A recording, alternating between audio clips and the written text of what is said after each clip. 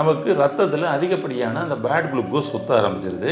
இந்த bad glucose ரத்தத்தில் அதிகமாக சுத்த இந்த சர்க்கரையினுடைய அளவு நமக்கு ரேஷியோ கூடுது. ஹெச்பிஏஒன்சியை செக் பண்ணி பார்த்தோம்னா ரொம்பவும் அதிகமாயிருது. கடைசியில் இந்த ரத்தத்தில் பேட் குளுக்கோஸ் சுற்றுறதுனால நம்மளுடைய கால்கள் எல்லாம் பார்த்தீங்கன்னா புண்ணு ஏற்பட ஆரம்பிச்சிருது. கால் கட்டை விரலை பாதுகாக்கணுமா, உங்களுடைய காலை பாதுகாக்கணுமா, அப்போ நம்மளுடைய ரத்தத்தினுடைய சர்க்கரையின் அளவை 3 மாத அளவில் ஹெச்பிஏஒன்சியை 6லிருந்து 7க்குள்ளே நீங்கள் பராமரிச்சுக்கிட்டீங்க அப்படின்னா அந்த வகையில் உங்களுக்கு காலில் இருக்கக்கூடிய புண்ணு வராது. ஒருவேளை வந்தாலும் வேகமாக ஹீல் ஆயிரும். அதிகமாக மாவு பொருட்களை தான் இன்றைக்கி சாப்பிட்டுக்கிட்டு இருக்கிறோம். அதனால தான் குளுக்கோஸ் லெவல் அதிகமாகுது, இன்சுலின் பற்றாக்குறை ஆகுது. அப்போ அந்த வகையில் இன்சுலின் நம்ம அதிகரிக்கிறது ஒரு வேலை பண்ணினாலும் குளுக்கோஸை கம்மியாக நம்ம ப்ரொடியூஸ் பண்ணக்கூடிய ஒரு வேலையை பண்ணுறதும் ரொம்ப நல்ல ஒரு விஷயமாக இருக்கும். அந்த வகையில் நம்ம மாவு பொருளை நம்ம குறைச்சிக்கிட்டு புரோட்டீன் புரத உணவுகளும் கொழுப்பு சம்மந்தப்பட்ட உணவுகளும் நம்ம எடுத்துக்கலாம், தப்பு இல்லை. நம்மளுடைய உணவு முறைகளில் அன்றாடம் நம்ம சேர்த்துக்கிட்டு இருக்கக்கூடிய சில உணவு முறைகளில் இந்த பீட்டா செல்ஸை இம்ப்ரூவ் பண்ணி நமக்கு இன்சுலின் பற்றாக்குறை இல்லாமல் சுரக்க செய்வதற்குன்னு சொல்லிட்டு சில விஷயங்கள் இருக்குது. அது அன்றாடம் பயன்படுத்தக்கூடிய ஒரு விஷயங்களாக தான் இருக்குது. அதை இன்னும் கொஞ்சம் முறையாகவும் இன்னும் நம்ம அதிகம் பயன்படுத்தப்படும் பொழுது இன்சுலின் பற்றாக்குறை இல்லாமல் பாதுகாத்துக்கலாம். அந்த வகையில் என்ன பண்ணணும் அப்படின்னு சொன்னோம்னா,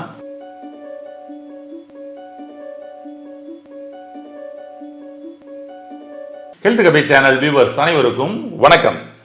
இன்றைக்கி நம்ம இந்த டயபெட்டிக்கில் இன்சுலின் பற்றாக்குறை ஏற்பட்டிருக்குதுங்க. இந்த இன்சுலினை எப்படியாவது இன்க்ரீஸ் பண்ண முடியுமா, அதுக்கு ஏதாவது உணவு முறைகள்லையோ மூலிகைகள்லையோ ஏதாவது இருக்குதா அப்படின்னு சொல்லிட்டு தான் இன்றைக்கி நிறைய பேரோட கேள்வியாக இருக்குது. நிச்சயமாக அதற்கு எளிமையான ஒரு தீர்வாக உங்களுக்கு இந்த பதிவில் உங்களுக்கு அமையப்போகுது. இதை சரியாக கடைபிடிச்சோம்னாலே போதும், நம்மளுடைய இன்சுலினை இன்னும் நல்லா அதிகமாக ப்ரொடியூஸ் பண்ணுறதுக்கு ரொம்பவும் ஏதுவாக இருக்கும். அப்படி நம்ம என்ன தான் பண்ணணும் அப்படின்னு சொல்லி பார்த்தோம்னா, அதுக்கு முன்னாடி நம்மளுடைய இந்த இன்சுலின் பற்றாக்குறையினால் நமக்கு என்னெல்லாம் டிஸ்டர்பன்ஸ் வருது அப்படின்னு சொல்லி பார்த்தோம் அப்படின்னோம்னா, நமக்கு ரத்தத்தில் அதிகப்படியான அந்த பேட் குளுக்கோஸ் சுத்த ஆரம்பிச்சிருது. இந்த பேட் குளுக்கோஸ் ரத்தத்தில் அதிகமாக சுத்த இந்த சர்க்கரையினுடைய அளவு நமக்கு ரேஷியோ கூடுது. ஹெச்பிஏஒன்சியை செக் பண்ணி பார்த்தோம்னா ரொம்பவும் அதிகமாயிருது. கடைசியில் இந்த ரத்தத்தில் பேட் குளுக்கோஸ் சுற்றுறதுனால நம்மளுடைய கால்கள் எல்லாம் பார்த்தீங்கன்னா புண்ணு ஏற்பட ஆரம்பிச்சிருது. அப்போ அந்த காலில் ஏற்பட்ட புண்ணு பார்த்தீங்கன்னா ஆறுறது இல்லை, ஒரு நாள்பட்ட ஒரு அல்சர், ஃபுட் அல்சர் அப்படின்ற மாதிரி ஒரு பிரச்சனைக்கு போய் கடைசியில் அது ஹீல் ஆகாமல் கடைசியில் காலை கட் பண்ணி எடுக்கக்கூடிய ஒரு சூழலுக்கெல்லாம் இன்றைக்கி போக ஆரம்பிச்சிருது. அந்த வகையில் பார்த்தோம்னா ரத்தத்தில் இந்த குளுக்கோஸ் அதிகமாக சேர்ந்துருக்கிறதுனுடைய விளைவுகளே நமக்கு இந்த புண்ணை ஆற்ற மாட்டேங்குது அப்படின்னு சொல்லிட்டு அதை கட்டுப்படுத்துறதுக்கு என்னெல்லாம் நம்ம மாத்திரைகளை சாப்பிடலாம், மருந்துகளை சாப்பிடலாம்னு சொல்லிட்டு இன்றைக்கி போய்கிடக்கூடிய ஒரு சூழல் இருக்குது. அப்போ உங்களுடைய கால் கட்டை விரலை பாதுகாக்கணுமா, உங்களுடைய காலை பாதுகாக்கணுமா, அப்போ நம்மளுடைய ரத்தத்தினுடைய சர்க்கரையின் அளவை 3 மாத அளவில் ஹெச்பிஏஒன்சியை 6லிருந்து 7க்குள்ளே நீங்கள் பராமரிச்சுக்கிட்டீங்க அப்படின்னா அந்த வகையில் உங்களுக்கு காலில் இருக்கக்கூடிய புண்ணு வராது. ஒருவேளை வந்தாலும் வேகமாக ஹீல் ஆயிரும். அது மாதிரியான ஒரு விஷயத்தை பண்ணி கொடுக்கும். அப்போ இந்த ஹெச்பிஏஒன்சி தான் ரொம்ப முக்கியம். அந்த வகையில் நம்ம சுவாச இயற்கை மருத்துவமனையில் இருக்கக்கூடிய இந்த மருத்துவ குழுவினர் என்ன அவங்க வரக்கூடிய கிளைண்ட்டுக்கு, பேஷண்ட்ஸுக்கு என்ன பரிந்துரைக்கிறாங்களோ அந்த விஷயத்தை இப்போ நான் உங்களுக்கு சொல்கிறேன். உங்களுடைய உடலில் இன்சுலின் அளவை அதிகரிக்க செய்து நம்மளுடைய குளுக்கோஸ் லெவலை நார்மல் பண்ணக்கூடிய ஒரு வேலைக்கு என்ன பண்ணலாம் அப்படின்னு சொல்லி சொன்னோம்னா, உணவு முறைகளில் நம்ம எடுத்துக்கப்படும் பொழுது பெரும்பாலும் நம்ம அதிகமாக மாவு பொருட்களை தான் இன்றைக்கி சாப்பிட்டுக்கிட்டு இருக்கிறோம். அதனால தான் குளுக்கோஸ் லெவல் அதிகமாகுது, இன்சுலின் பற்றாக்குறை ஆகுது. அப்போ அந்த வகையில் இன்சுலின் நம்ம அதிகரிக்கிறது ஒரு வேலை பண்ணினாலும் குளுக்கோஸை கம்மியாக நம்ம ப்ரொடியூஸ் பண்ணக்கூடிய ஒரு வேலையை பண்ணுறதும் ரொம்ப நல்ல ஒரு விஷயமாக இருக்கும். அந்த வகையில் நம்ம மாவு பொருளை நம்ம குறைச்சிக்கிட்டு புரோட்டீன் புரத உணவுகளும் கொழுப்பு சம்மந்தப்பட்ட உணவுகளும் நம்ம எடுத்துக்கலாம், தப்பு இல்லை. அப்போ அதற்கு தக்கன உழைப்பும் கொடுக்கப்படும் பொழுது நமக்கு சரியாக இருக்கும். இந்த குளுக்கோஸ் லெவல் கரெக்டாக கம்மியாக ப்ரொடியூஸ் ஆகிற மாதிரி வந்துடும். இப்போ இன்சுலின் லெவலை நம்ம இன்க்ரீஸ் பண்ணணும் அப்படின்னு சொல்லி சொன்னோம்னா நம்மளுடைய பேன்கிரியாஸ் இருக்கக்கூடிய பீட்டா செல்ஸை நல்லா இம்ப்ரூவ் பண்ணி ஆகணும். இப்போ பீட்டா செல்ஸை நல்லா இம்ப்ரூவ் பண்ணால் மட்டும்தான் இன்சுலின் பார்த்தீங்கன்னா நல்லா சுரக்கும். ஆமாம், அப்போ நம்ம இதுக்கு என்ன பண்ணலாம் அப்படின்னு சொல்லி சொன்னோம்னா, நம்மளுடைய உணவு முறைகளில் அன்றாடம் நம்ம சேர்த்துக்கிட்டு இருக்கக்கூடிய சில உணவு முறைகளில் இந்த பீட்டா செல்ஸை இம்ப்ரூவ் பண்ணி நமக்கு இன்சுலின் பற்றாக்குறை இல்லாமல் சுரக்க செய்வதற்குன்னு சொல்லிட்டு சில விஷயங்கள் இருக்குது. அது அன்றாடம் பயன்படுத்தக்கூடிய ஒரு விஷயங்களாக தான் இருக்குது. அதை இன்னும் கொஞ்சம் முறையாகவும் இன்னும் நம்ம அதிகம் பயன்படுத்தப்படும் பொழுது இன்சுலின் பற்றாக்குறை இல்லாமல் பாதுகாத்துக்கலாம். அந்த வகையில் என்ன பண்ணணும் அப்படின்னு சொல்லி சொன்னோம்னா, பூண்டு, வெள்ளைப்பூடு. இந்த பூண்டு இருக்குது பார்த்தீங்கன்னா, ரொம்ப அற்புதமான ஒரு விஷயங்க இது. நிறைய ஆன்டிபயோட்டிக்காக நமக்கு வந்து செயல்படுது, ஆன்டி ஆக்சிடென்ட் இருக்குது.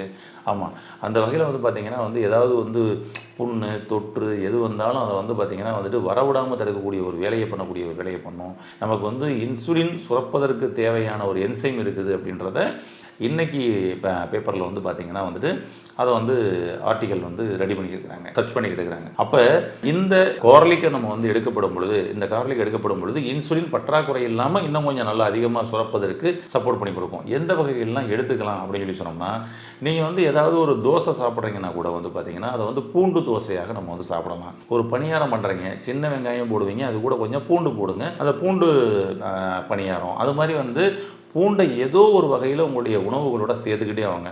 பூண்டை தனியாக தான் நீங்கள் சாப்பிடணுன்ற அவசியம் கிடையாது. நார்மலாக பூண்டு எவ்வளோ போடுவீங்களோ அதில் கொஞ்சம் அதிகமாக போட்டு இந்த பூண்டை சேர்த்துக்கிட்டே வாங்க. இது ரொம்ப பெஸ்ட்டாக இருக்கும். அதுபோல் இன்னும் இதை விட ஒரு சிறப்பான ஒரு உணவில் உள்ள ஒரு பொருள், அது இன்சுலின் அதிகரிக்க செய்யும்னா அந்த பொருள் எது அப்படின்னு சொல்லி சொன்னோம்னா அது இஞ்சி. இஞ்சி மிக மிக மிக அற்புதமான ஒரு வேலையை பண்ணுதுங்க. நமக்கு இந்த இன்சுலினை வந்து ப்ரொடியூஸ் பண்ணுறதுக்கு சப்போர்ட் பண்ணி கொடுக்குது அப்படின்றது தான் இதோட பெரிய ஸ்பெஷாலிட்டி. இஞ்சியை நீங்கள் பல வடிவங்களில் நம்ம அது போல் சேர்த்துக்கலாம். இஞ்சி பேஸ்ட் பண்ணலாம். இஞ்சி பேஸ்ட் பண்ணி நம்ம வந்து பார்த்திங்கன்னா சில உணவுகளில் நம்ம வந்து எடுத்துக்கலாம். ஆமாம், இஞ்சி ஊறுகாய் பண்ணலாம். இஞ்சி அப்படி பல வடிவங்களில் நீங்கள் வந்து சேர்த்துக்கங்க. அதனால தான் வந்து பார்த்திங்கன்னா அன்றைக்கி வந்து அறுசுவை உணவு, சாம்பார், ரசம், மோர் அப்படின்னு சொல்லிட்டு எல்லாம் பிரித்து வச்சுருந்தாங்க. இவை எல்லாமே வந்து இந்த உணவுக்குள்ளே வந்துடுற மாதிரி வந்துடும். அப்போ வந்து பார்த்திங்கன்னா அந்த ரசம் சாப்பிட்டீங்க அப்படின்னா ரசத்தில் பூண்டு இருக்கும், இஞ்சி இருக்கும், மிளகு இருக்கும், இப்படி எல்லா வகையும் அதுக்குள்ளே வந்து பார்த்திங்கன்னா மிக்ஸ் ஆகிரும். அப்போ அது மாதிரியான உணவுகளை அன்றைக்கி எடுத்துக்கிட்டே வந்தாங்க. அப்போ அவங்க வந்து பார்த்திங்கன்னா வந்து சர்க்கரை நோய்கள் இல்லாமல் ஆரோக்கியமாக வாழ்ந்தாங்க. ஆனால் இன்றைக்கி கொஞ்சம் கொஞ்சமாக அதை வந்து அவாய்ட் பண்ணிட்டு வந்துட்டோம். அதுதான் இப்போ பெரிய ஒரு சர்க்கரையுடைய ஒரு பெரிய, அதாவது சர்க்கரை நோயினுடைய தலைநகரமாக மாறிக்கிட்டு இருக்குது அப்படின்னு சொல்லலாம் இந்தியாவை. அந்த அளவுக்கு அந்த வகையில் இதிலிருந்து நம்ம வெளியே வரணும்னா மக்கள் எல்லா பேரும் தான் இதற்கு மாற்று வழியை கடைபிடிச்சாகணும். அதுதான் இதுக்கு பெட்டரே தவிர இதுக்கு ஏதாவது மருந்து இருக்குதான்னு சொல்லிட்டு மருந்தை மட்டுமே தேடிக்கிட்டு இருக்கக்கூடாது. அந்த வகையில் உணவு முறைகளில் நீங்கள் இந்த இஞ்சியை நம்ம எடுத்துக்கப்படும் பொழுது நமக்கு பேன்கிரியாஸில் வந்து பீட்டா செல்ஸ் இம்ப்ரூவ் ஆகி இன்சுலினை அதிகமாக சுரக்கிறதுக்கு சப்போர்ட் பண்ணி கொடுக்கும். இன்னும் சொல்லணும்னா மஞ்சள் பொடி, அன்றைக்கி வந்து ரசத்தில் அதுவும் சேர்த்துக்கிட்டு இருப்பீங்க. அந்த வகையில் ரசத்தில் சேர்த்துக்கிட்டு வர்றதெல்லாம் முன்னாடி நடைமுறைப்படுத்திட்டு வந்தோம். இப்போ நம்ம விட்டுட்டோம்.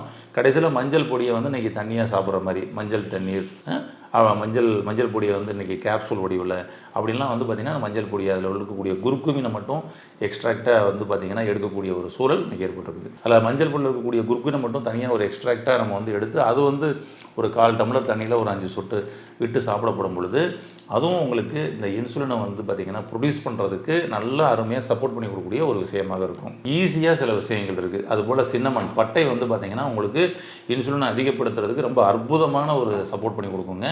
பட்டை நீங்கள் பார்த்திங்கன்னா காலையில் ஒரு ஸ்பூனு, நைட்டுக்கு ஒரு ஸ்பூனுன்னு சொல்லிட்டு நீங்கள் கூட டைரெக்டாக ஒரு டம்ளர் தண்ணியில் கலந்து சாப்பிட்டுட்டு வரலாம். இது இன்சுலினை அதிகரிக்க செய்யும். ஆமாம், அதுக்கப்புறம் ஒரு அற்புதமான ஒரு மூலிகை சொல்கிறேன். பொதுவாக நம்மளுடைய சுவாசி டயபெட்டிக் நேச்சுரோக்யூர் ஹாஸ்பிட்டலில் என்ன பண்ணுவாங்கன்னா, இந்த மருத்துவ குழு, நம்ம ஆயுர்வேத மருத்துவர்கள், சித்த மருத்துவர்கள் எல்லாம் இருக்காங்க இல்லையா, இவங்க இங்கே நம்ம பேஷண்ட்ஸுக்கு வந்து ஒரு அற்புதமான ஒரு மூலிகையை ஒன்று வந்து சஜஸ்ட் பண்ணுவாங்க. இந்த மூலிகையை சாப்பிட்டுக்கிட்டே வாங்க, உங்களுக்கு இன்சுலின் ப்ரொடியூஸ் ஆகிறதுக்கு, நம்மளுடைய பீட்டா செல்ஸ் இம்ப்ரூவ் ஆகிறதுக்கு, பேன்கிரியாஸ் மேலே அந்த எதுவும் இன்ஃபெக்ஷன், இன்ஃப்ளமேஷன் ஏற்படாமல் பாதுகாக்கிறதுக்கு அப்படின்னு சொல்லிட்டு பல வகையில் பயன்படக்கூடிய ஒரு மூலிகை. இந்த மூலிகை மட்டும் எடுத்துகிட்டு வாங்க அப்படின்னா அந்த மூலிகையை இப்போ உங்களுக்கும் சொல்கிறேன், பயன்படுத்தி பாருங்கள், என்ன மாற்றம் நடக்குதுன்னு பாருங்கள். என்ன அந்த ஒரு மூலிகை அப்படின்னு சொல்லி சொன்னோம்னா சீந்தில் கொடிங்க. இந்த சீந்தில் கொடி வந்து பார்த்திங்கன்னா ரொம்ப அற்புதமாக இதுக்கு வந்து சப்போர்ட் பண்ணி கொடுக்கக்கூடிய ஒரு விஷயமாக இருக்குது. அந்த சீந்தில் கொடியை நம்ம வந்து எப்படி எடுத்துக்கலாம் அப்படின்னு சொல்லி சொன்னோம்னா, இன்றைக்கி நாட்டு மருந்து கடைகளில், ஆயுர்வேத மருந்து கடைகளில் கிடைக்கக்கூடிய ஒரு மூலிகை தான் இந்த மூலிகை. அந்த சீந்தில் கொடி சூரணம் அப்படின்னு சொல்லிட்டு நமக்கு வந்து கிடைக்கும். இந்த சீந்தில் கொடி சூரணத்தை வாங்கிட்டு நம்ம வந்து ஒரு டம்ளர் தண்ணியில் இதை வந்து ஒரு ஸ்பூன் போட்டு 1/2 டம்ளராக சுண்ட வச்சு அப்படியே வந்து வடிகட்டிட்டு நம்ம வந்து சாப்பிட்டு வரலாம். இது ரொம்ப அருமையாக இருக்கும். அல்லது டைரெக்டாக நமக்கு வந்து வெளியில் நாங்கள் ட்ராவல் பண்ணிக்கிட்டு இருக்கிறோம், அப்போ எனக்கு வந்து இந்த கொதிக்க வைக்கிறது, சுண்ட வைக்கிறதெல்லாம் முடியாதுன்னு ஃபீல் பண்ணிங்கன்னா, வார்ம் வாட்டர், 1 டம்ளர் வார்ம் வாட்டரில் அப்படியே ஒரு ஸ்பூன், சின்ன ஸ்பூன் போட்டால் போதும், ஒரு டீஸ்பூன் போதும், ஓகேனா. ஆமாம், அப்படியே வந்து சின்ன ஸ்பூன் எடுத்து போடுங்க. எடுத்து போட்டு கலக்கிட்டு சாப்பிட்டு வாங்க. இதை எப்போ சாப்பிடலாம், எப்படி சாப்பிடலாம், எல்லாரும் சாப்பிடலாமா அப்படின்னா நிச்சயமாக சிறுவர் முதல் பெரியவர் வரைக்குமே தாராளமாக சாப்பிடலாம். டயபெட்டிக் இருந்தால் தான் சாப்பிட்றது கிடையாதுங்க. டயபெட்டிக் சிம்டம்ஸ் சில விஷயங்கள் கொடுத்துருச்சுனாலே கூட நீங்கள் வந்து சாப்பிட ஆரம்பிச்சிடலாம். ஃபஸ்ட்டு விஷயம் டயபெட்டிக்கான சிம்டம்ஸில் செரிமான தடை தான் ஏற்படும். செரிமான தடை, உடல் சோர்வு, யூரின் அதிகமாக போகிற மாதிரி உள்ள சில சிம்டம்ஸு, இப்படியெல்லாம் பல விஷயங்கள் உங்களுக்கு முன்கூட்டி சில அறிகுறி தெரியுதுன்னா அதற்கு உடனடியாக நீங்கள் இந்த சீந்தில்குடி சூரணத்தை எடுத்து பாருங்களேன், அற்புதமாக இருக்கும். அப்போ காலை வேளையில் நம்ம வந்து சாப்பாட்டுக்கு முன்னாடி எடுத்துக்கிறது ரொம்ப ரொம்ப நல்லது. அப்போ தான் இதிலிருந்து ஈஸியாக நீங்கள் வெளியே வர முடியும். அதே போல் வந்து பார்த்திங்கன்னா மாலை வேளையிலையும் நம்ம வந்து சாப்பாட்டுக்கு முன்னாடியே நம்ம வந்து எடுத்துக்கிறது ரொம்ப நல்லது. ஒரு டம்ளர் தண்ணி, ஒரு ஸ்பூன் சீந்தில்குடி சூரணம் கலக்குங்க, அப்படியே சாப்பிடுங்க. ஒருவேளை இதனுடைய டேஸ்ட் உங்களுக்கு பிடிக்கலன்னா கொஞ்சம் தேன் கலந்துக்கலாம், தவறே இல்லை. ஐயோ சர்க்கரை வேறு இருக்குது, இப்போ தேன் வேறு கலந்தா எப்படின்னு சொல்லிட்டு உங்களுக்கு பயமாக இருக்கலாம். கிடையவே கிடையாதுங்க. நீங்கள் தாராளமாக தேனை நீங்கள் சாப்பிடலாம். யார்? சர்க்கரை நோயாளிகள். சர்க்கரை நோயாளிகள் தேன் சாப்பிடலாமா அப்படின்னா நிச்சயமாக சாப்பிடலாம். நம்ம நிறைய பதிவுகள்லேயே வந்து நம்ம ஹெல்த் கஃபேல கொடுத்துக்கிறோம். தேன் தாராளமாக எடுத்துக்கொள்ளலாம். தேன் ஆக்சுவலி வந்து கசப்புத்தன்மை வாய்ந்தது தான். அது நாக்கில் வைக்கும் பொழுது தான் இனிப்பு, உள்ளே போகணுன்னு கசப்பு. பொதுவாக நீங்கள் பார்த்தீங்கன்னா வந்துட்டு இனிப்பு இருக்கிற இடத்துல எறும்பு வரும் அப்படின்பாங்க. அப்போ வந்து பார்த்திங்கன்னா ஒரு கொஞ்சோண்டு ஜீனியை கொட்டுங்களேன், கொஞ்சோண்டு ஜீனியை கொட்டுங்க, அந்த இடத்துல கொட்டிட்டு ஒரு மணி நேரம் கழிச்சு வந்து பாருங்கள், எறும்பு வந்திருக்கும். அது இனிப்பு, அதனால் எறும்பு தேடி வந்துடுச்சு, சாப்பிடுது. கரெக்டுங்களா? இதே வந்து ஏதாவது ஒரு ஜீனி மூடையில் போய் எறும்பு பார்த்துருக்கீங்களா பாருங்களேன். ஒரு ஜீனி மூடை இருக்குல்ல, அடுக்கி வச்சுருப்பாங்கல்ல, அங்கே ஏதாவது எறும்பு பார்த்துருக்கீங்களா? கிடையாது. ஜீனி செதறி கிடந்தால் தான் எறும்பு அங்கே வரும். அதே வந்து பார்த்திங்கன்னா வந்துட்டு ஜீனி மூட்டைக்குள்ளே எறும்பு போகாது. எப்படி பார்த்தீங்கன்னா எவ்வளோ ஒரு அருமையான ஒரு விஷயம். உங்களுக்கு ஈஸியாக இப்போ புரியும்னு நினைக்கிறேன். அதாவது இனிப்பு அதிகமாகப்படும் பொழுது அது கசப்புத்தன்மையான ஒரு சுவையாக மாறுது. அந்த வகையில் அதனால தான் தேனில் எறும்பு வந்து மொக்கிறதில்லை. எறும்பு மொக்கிதுன்னா அதில் கொஞ்சோண்டு சீனிப்பாக கலந்துருக்காங்கன்னு அர்த்தம். அப்போ சீனிப்பாக இருக்கப்படும் மூலம் மட்டும்தான் அங்கே எறும்பு மொக்கிது. இப்போ உங்களுக்கு புரிஞ்சிருக்குன்னு நினைக்கிறேன். இப்போ இந்த தேன் ஆல்கலைன் ஃபுட்டு. இந்த ஆல்கலைன் ஃபுட்டு நமக்கு நம்மளுடைய முன்னோர்கள் எல்லா மருந்துகளும் எடுக்கப்படும் பொழுது தேனில் கலந்து எடுத்து சாப்பிடுங்க அப்படின்னு சொல்லி சில மருந்துகளை சொல்லியிருப்பாங்க. ஏன் அப்படின்னா அந்த தேனோட மிகப்பெரிய தன்மை என்னென்னா இந்த மருந்தோட சாரம் 1% கூட குறையாமல் 100% அப்படியே கொண்டு போய் கொடுக்கும். அப்படி இந்த டிரான்ஸ்போர்ட்டேஷனில் அப்படி ஒரு தன்மை வாய்ந்தது தான் இந்த தேன். அப்போ மருந்துகள் எடுக்கப்படும் பொழுது தேன் கலந்து நம்ம எடுத்தோம்னா 100% அப்படியே நம்மளுடைய உடம்புக்குள்ளே செல்களுக்குள்ளே போய் சேரும். அந்த வகையில் இது வந்து இதுக்கு ரொம்ப அருமையாக பயன்படும். அதனால் டைரெக்டாக இந்த சீந்தில்குடியை எடுத்து பாருங்கள். உங்களுக்கு டேஸ்ட் ஒரு மாதிரி இருக்குது அப்படின்னு சொல்லி சொன்னோம்னா நீங்கள் தாராளமாக தேன் கலந்து எடுக்கலாம்.